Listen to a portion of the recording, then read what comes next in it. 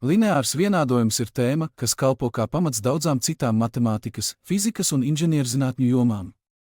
Šī tēma ir svarīga, jo tā sniedz ieskatu par to, kā matemātika var palīdzēt mums atrisināt reālas situācijas, piemēram, aprēķināt attālumu, laiku vai pat finanšu plūsmas.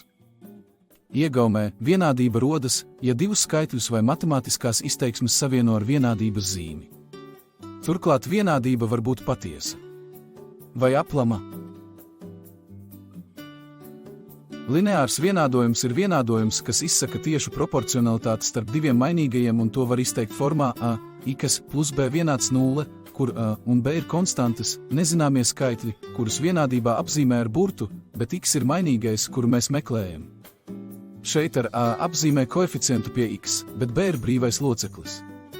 Lineāra vienādojuma galvenā īpašība ir tā, ka tajā esošais mainīgais x var būt tikai pirmajā pakāpē. Tas nozīmē, ka tā grafiks ir taisna līnija, bet tu to jau zini. Atrisināsim vienādojumu 24 plus x vienāds 36. Vispirms pārnesam visus skaitļus labajā pusē no vienādības zīmes. Veicam darbību un konstatējam, ka šī var būt patiesa vienādība, ja x ir 12. Pārbaudām savu pieņēmumu, ievietojot ciparu 12 vienādojumā un redzam, jā, skaitīt vēl protam.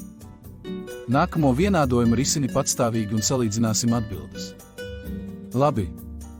Risini vēl vienu. Labi. Un vēl vienu pēdējo apsolu. Labi. Atkārtosim, jo tas ir svarīgi, vienādojumu, kuru var pārveidot šādā formā, sauc par lineāru vienādojumu ar vienu mainīgo, kur a un b ir skaitļi, bet x ir mainīgais. Lūk, lineārs vienādojums a un b ir skaitļi, savukārt x ir mainīgais. Tagad nosaki patstāvīgi šī vienādojuma a un b skaitļus un mainīgo. Labi. Un tagad šī vienādojuma. Labi.